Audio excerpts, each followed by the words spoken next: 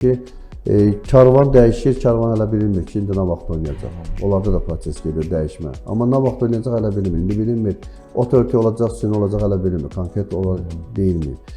İmişli hələ bilinmir. Çünki İmişlinin orada bir neçə komanda var İmişlidə.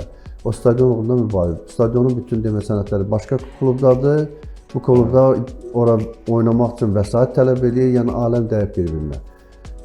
Şamaxıda oynayırdı, indi keçirlər Qubada oynayacaqlar. Yəni indi sonraki mərhələdə bəlkə də bir dəfəlik, bəlkə də Qubada qaldılar. Yəni bu problem, bu proseslər bölgə futbol klubunun inkişafına da böyük mənfi təsir edir.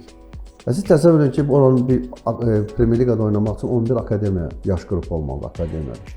Bu uşaqları siz gətirib Sumqayıtda və yaxud da deyək ki, İmişlidən aparıb Turan Tovuzda oyuna baxdıra bilməyəcəksən axı.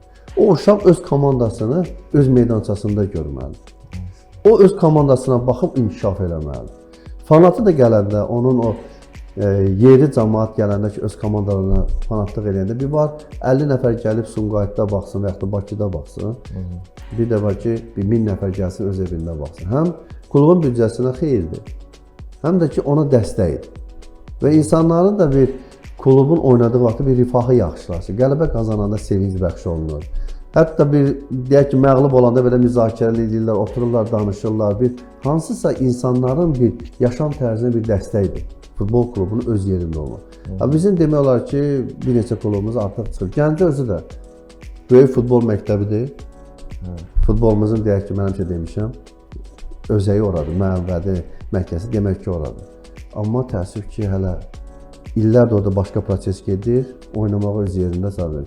Mənim də dövrümdə biz oynadıq, orada stadion yandırıldı, getdik Qəbələdə oynadıq. Məndən sonra da həmən proseslər yaşanır, bugün də yenə həmən proses yaşanır. 4 ildir eyni proses yaşanır, bir problem həll olunub ortaya çıxara bilmir. Bundan sonra nə olacaq? Gəncə cəmaətə futbolu o qədər çox sevirlər ki.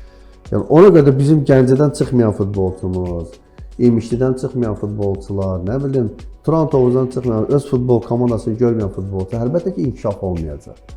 Əlbəttə ki, fanat inciyəcək, futbola gəlməyəcək. Və o problemlər hamısı buradan qaynaqlanır.